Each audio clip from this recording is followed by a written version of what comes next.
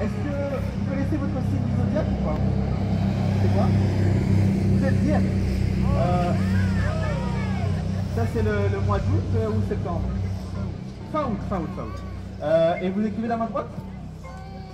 Droitier, Vierge, droitier. Ok, je pense que j'ai une idée. Ne me dites pas laquelle, mais est-ce que vous voyez votre couleur ici? Oui, là? Ici aussi? Là? Là, elle n'a pas encore disparu, elle est encore sur le Rubik's Cube. Oui? Ok, parfait. Oui, bon, mais en tout cas, elle est dessus, elle n'a pas disparu. Ok? Alors, les amis, je vais essayer de le faire, mais dans mon dos.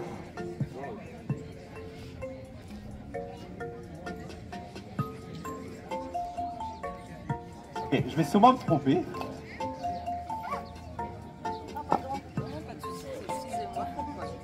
Ok, vous savez quoi? J'ai fait mon choix. Est-ce que je peux avoir votre main? Oui. Je pense que le choix d'une couleur peut dire quelque chose sur vous. Et je pense que vous êtes une personne qui est assez optimiste. Donc vous n'avez pas pris du orange ou du rouge. Je pense que vous avez choisi bleu ou vert. Est-ce que vous pouvez dire tout haut à quelle couleur vous pensez? Je dis bleu ou vert ou pas? Il a dit vert. Attendez. Est-ce que quelqu'un voit du vert ici? Non? Et là? Non? Et ici? Là? Au-dessus? Non? Il n'y a qu'une seule face qu'on ne voit pas.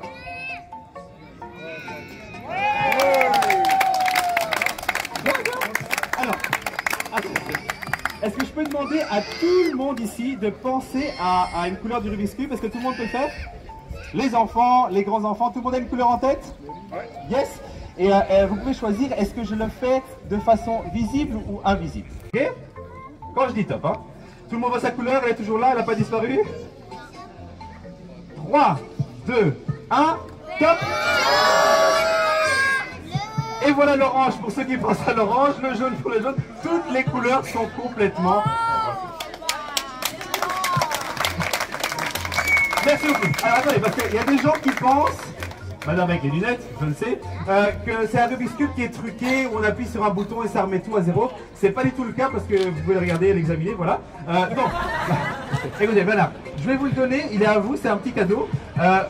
Comme ça, voilà, dans votre temps libre, vous pouvez peut-être... c'est un Rubik's Cube, on est d'accord?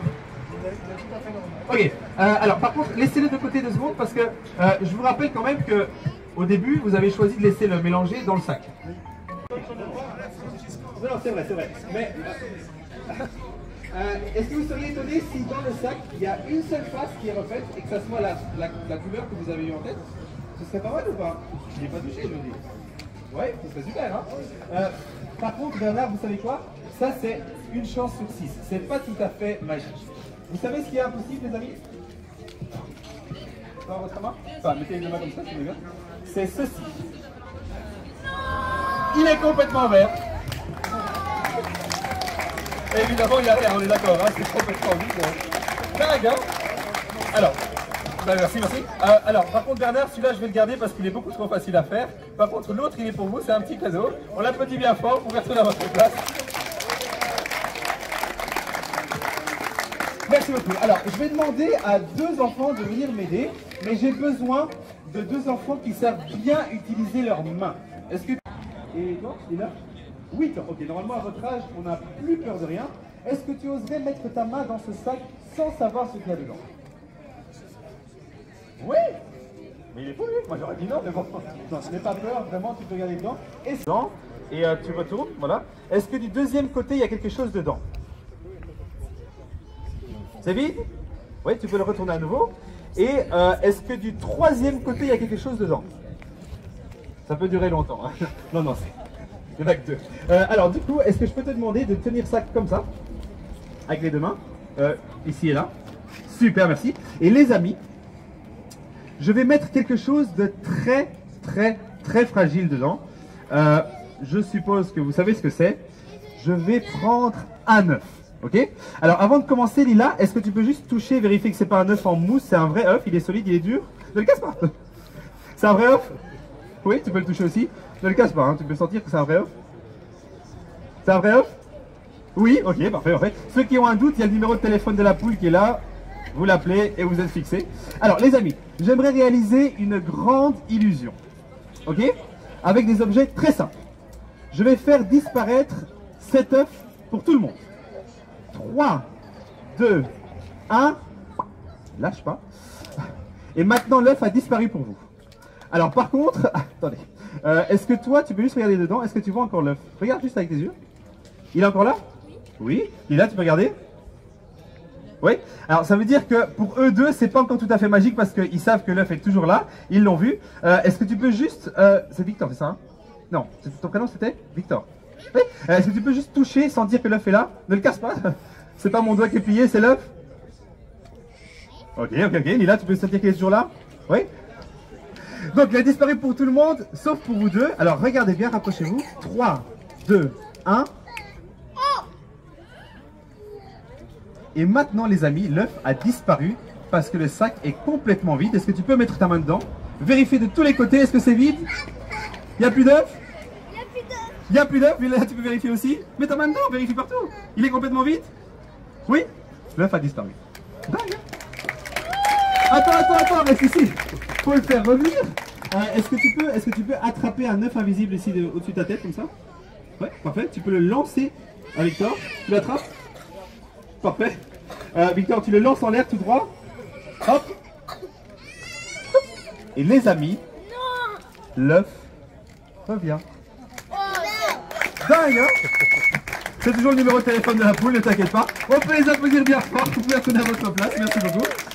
Alors, pour ceux qui se demandent, en fait, cet œuf, c'est ma théorie, hein, il part quelque part en Belgique sous une poule. Et donc, si un jour les enfants vous baladez dans une ferme et que vous entendez une poule qui crie, c'est peut-être moi qui fais un spectacle à ce moment-là. Mais voilà, ça c'est ma théorie pour ce mystère. Vous devez savoir qu'il y a 2000 ans, la Chine était divisée en 7 petits États, c'était 7 provinces. Et il y a un empereur qui s'appelait l'empereur Qi, qui a réunifié les 7 provinces. Et du coup, il a organisé un énorme festival pour fêter ça. Et lors de ce festival, il y a un magicien chinois qui a présenté une illusion pour la toute première fois. Et aujourd'hui, en 2024, je suis très heureux d'encore pouvoir vous la montrer. C'est une illusion que certains et certaines d'entre vous connaissent peut-être, qui ont déjà vu, parce que ça utilise quand même des objets qui sont assez grands et assez emblématiques. Ce sont des anneaux, ok? Alors, c'est des anneaux qui sont en métal,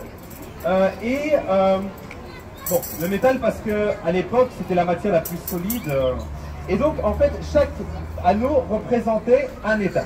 Alors, sorry pour mon chinois, mais il y avait donc l'état de Qi, QI, hein, l'état de l'empereur. Il y avait aussi l'état de Kui, juste un U en plus, QUI. Il y avait l'état de Chou, si je me rappelle bien, de Han, de Yan, de Zhao et de Wei. Quelque chose comme ça, ok? Sorry pour mon chinois. Hein. En tout cas, le magicien, il a pris un anneau, ok? Et pour symboliser l'union entre les États, il a fait passer l'anneau dans un autre. C'est pas une illusion? Oui. Prends les deux anneaux, comme ça tu es sûr. Vérifie de tous les côtés.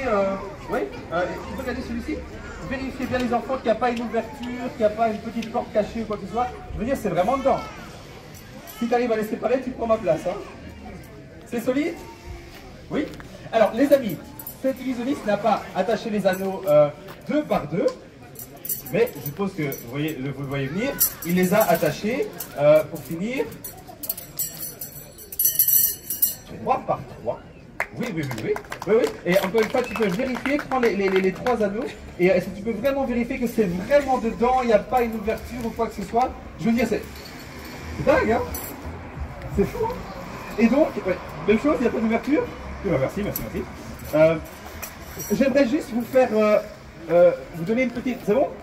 Oui. Vous donner un petit aperçu de comment était ce festival. Et donc évidemment, un par un, ce magicien a attaché les anneaux ensemble jusqu'à former des chaînes de plus en plus longues.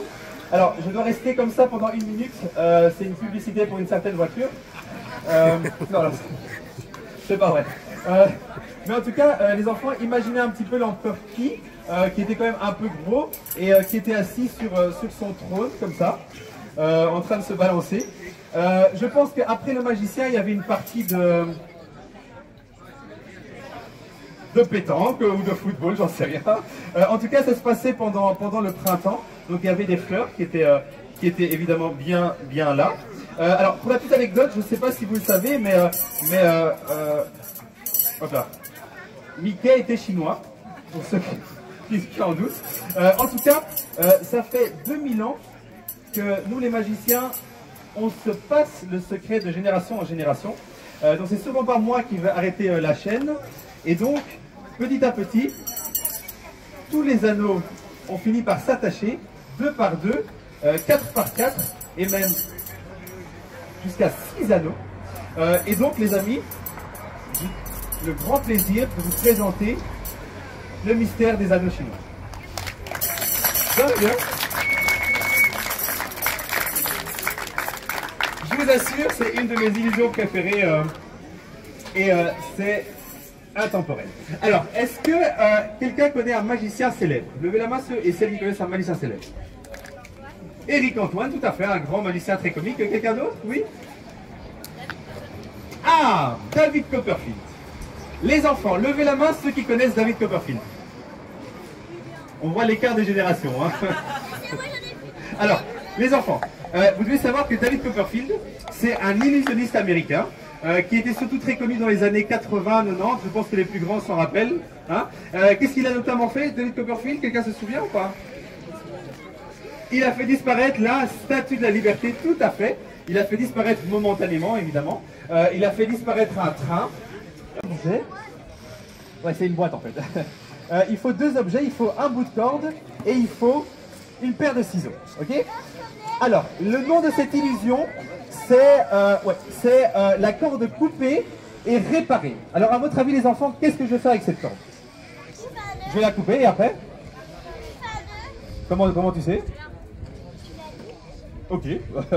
Perspicace. Est-ce que je peux te demander de tirer sur la corde, de vérifier que c'est pas une corde élastique ou quoi que ce soit? Elle est bien solide? Oui. Et est-ce que je peux te demander, jeune homme, de vérifier que les bouts ne collent pas ensemble, il n'y a pas des aimants? Ouais, tu peux toucher, hein, tu peux vérifier. C'est vraiment solide? Il n'y a pas d'aimants ou quoi que ce soit? C'est une corde? Oui. Alors, les amis, je vais vous présenter cette illusion un peu comme David Copperfield le faisait à l'époque, enfin, si je me rappelle bien. Et donc, si vous voulez le refaire à la maison, vous devez retenir 2 choses. La première, c'est que vous devez savoir où se trouvent les deux bouts, et surtout où se trouve le milieu. Parce que si vous coupez au milieu, qu'est-ce que vous allez avoir? 2 cordes de la même longueur, parfait. Donc, je vais prendre un bout à gauche, un bout à droite, et je vais couper exactement à la... Comment tu fais ça? 1, 2, 3. Attendez, vous voyez aussi 3 bouts ou pas? Oui, mais c'est devenu en 2 cordes. Non, c'est toujours une corde, mais vous savez qu'une corde, ça n'a pas 3 bouts. Hein. Écoutez, c'est pas grave, faites comme si celui-là, il n'était pas là, du coup. Bizarre. Bref, donc un bout ici et 2 bouts là.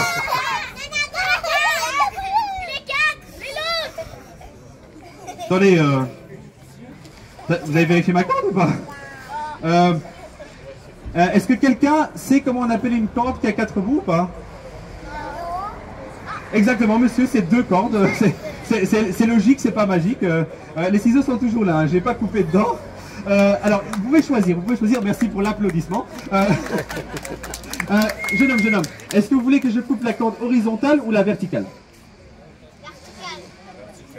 La corde verticale? Ok. Je vais demander à tout le monde de ne pas quitter la corde verticale des yeux. Je vais prendre les ciseaux et je vais couper exactement à la moitié. Et... Attendez, j'avais pas de corde là? Ok, je crois qu'il y a un petit peu de magie sur cette place que j'avais pas prévu. Alors, ceux qui se demandent, c'est une corde en coton. C'est la matière la plus solide que j'ai trouvée, c'est impossible à casser. Attendez, parce que... Qu'est-ce que c'est que ce truc-là? Oui, mais... Non mais, ça c'est un collier, c'est plus une corde... Attendez, vous savez quoi? Je vais réparer ma corde et puis après je vais la recasser avec les ciseaux. Je vais remettre les bouts dessus si vous permettez. Ok, on a à nouveau une corde normale. Merci. Et vous savez quoi? Je vais mettre les bouts dans ma poche parce que je sais exactement où ils sont. Par contre, le plus difficile, c'est de trouver le milieu. Mais j'ai une technique pour ça. Alors, le milieu, il se trouve... Bon. Ok, là, je comprends plus rien. Est-ce que je peux te demander de venir, s'il te plaît? J'ai besoin d'aide, donc on peut l'applaudir bien fort. Tu mets ton ici à ma droite. Et ton prénom c'est Isis, Isis, Isis. Isis, je vais te donner les ciseaux. Alors s'il te plaît, fais très attention, ils sont très très pointus, d'accord? Si tu n'as pas aimé le spectacle, c'est pas le moment de me le montrer. Je te fais confiance? Ok, on va essayer de couper cette corde à deux parce que comme tu vois, je galère un petit peu. Isis, est-ce qu'il y a autre chose dans mes mains que la corde ou pas? Non? Ok, c'est important. Hein. Alors, rappelez-vous, si vous voulez le refaire à la maison, il faut que vous sachiez où se trouvent les deux bouts et surtout où se trouve le... Voilà, vous pouvez le refaire à la maison ce soir. Alors, est-ce que je peux te demander de couper dans le milieu, s'il te plaît? Alors, attends, Isis. Le blanc, c'est la corde. Le brun, c'est mes doigts. Tu coupes dans le blanc, s'il te plaît? J'ai besoin de mes doigts. Vas-y. Ok, on peut l'applaudir, j'ai toujours mes 10 doigts. Ok, c'était pas tout à fait la moitié, mais c'est pas grave, je vais reprendre ça des fois que tu changes d'avis. Est-ce que tu sais faire tes nœuds de lacets ou pas? Oui. Alors, est-ce que tu peux attacher les deux bouts ensemble? Tu peux faire un nœud, tu peux serrer super fort, vas-y. Ok, parfait, merci. Alors, quel bout est-ce que tu préfères, le petit bout ou le grand bout? Le grand, je te donne le grand bout. Et les enfants, je vais demander à tous les enfants présents ici de répéter à 3 la formule magique suivante. Sim Salabim. Vous avez retenu? Sim Salabim. Vous devez le dire à 3 en même temps, parce que si vous ne le dites pas, vos parents vont avoir un mauvais sort. Pendant 7 ans, ils auront 7 ans de malheur au restaurant. Ça va pas être bon pendant 7 ans. Ok? Donc les enfants, Sim Salabim en même temps à 3. Vous êtes prêts? 1, 2, 3. Sim Salabim. C'est parfait, ok? Et si ça a fonctionné, est-ce que tu peux tirer sur la corde? Et la corde est à nouveau totalement réparée. Alors, évidemment, ça s'appelle un nœud sauteur, c'est-à-dire un nœud qui est sorti de la corde. Je te l'offre et tu sais quoi, si dans 20 ou 30 ans, tu deviens une magicienne très très très connue, tu te rappelleras qu'on a coupé une corde à deux et qu'on l'a réparée. Ça va? Retourne à ta place, merci. Venez. Alors, rappelez-moi votre nom, c'était Elena et Muriel. Est-ce que vous pouvez mettre à ma gauche, Muriel? Je voulais vous réunir sur la scène. Est-ce que vous pourriez partager, une petite tradition ou un petit souvenir que tu as avec ta mamie? Qu'est-ce que vous faites à deux? Elle t'aide à faire tes devoirs. Super mamie, ça, waouh! Et quoi d'autre?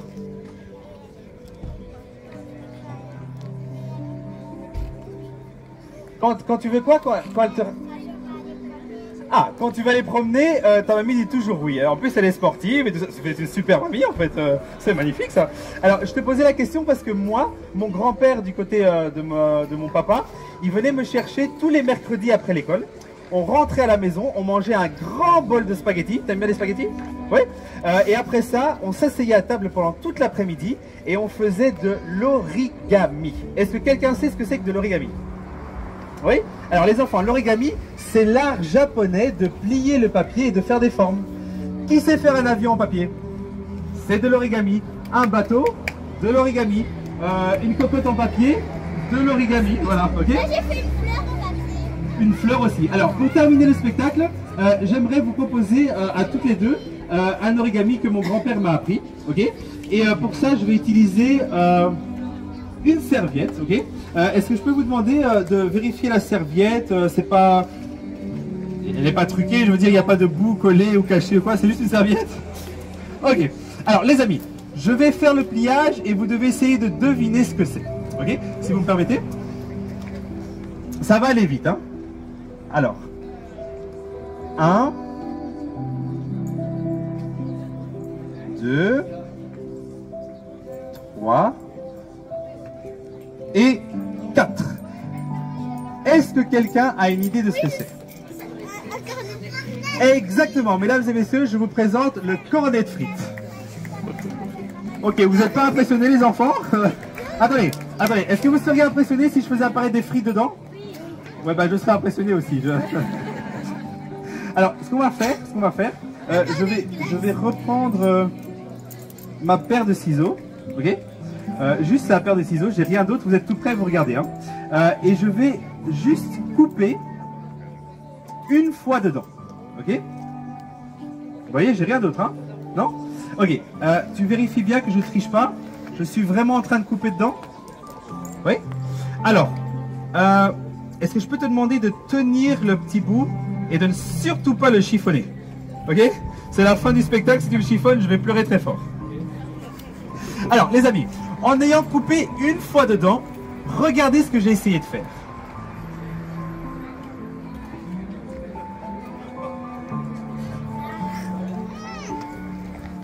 Une idée ou pas? Exactement, vous êtes vraiment une super mamie, hein. J'ai fait la pleine lune. Remettez-vous à ma gauche, remettez-vous à ma gauche. Est-ce que vous pouvez la tenir comme ça?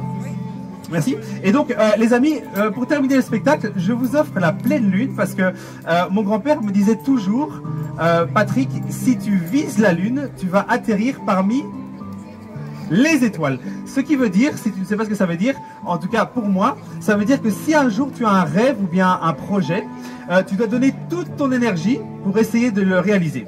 Tu vas peut-être pas réaliser exactement le projet que tu as en tête, mais en tout cas tu seras très fier de toi et tu vas quand même accomplir de grandes choses. On est d'accord, hein? Alors, ce que je te souhaite, c'est d'avoir plein de projets, et vous aussi d'ailleurs, de toujours regarder en direction de la pleine lune. Et les amis, je vous offre la pleine lune et je vous offre une étoile symbolique pour tout le monde. Je vous laisse sur ce dernier mystère. C'est un petit cadeau pour vous deux. Tu peux garder l'étoile et vous pouvez garder ça. D'ailleurs, je pense que ça va bien ensemble. Hein? On peut les applaudir bien fort. Merci beaucoup en tout cas. Merci ma grande, c'est pour toi à ta place aussi. Et donc les amis, je vous souhaite de toujours avoir plein de projets en tête, de ne jamais arrêter de rêver et de surtout avoir plein d'énergie pour les réaliser. C'est tout ce que je vous souhaite. Voilà. Merci beaucoup en tout cas. Le spectacle est terminé. Mon nom est Patrick Courota. C'était un grand plaisir d'être là. Merci beaucoup. Bon après-midi.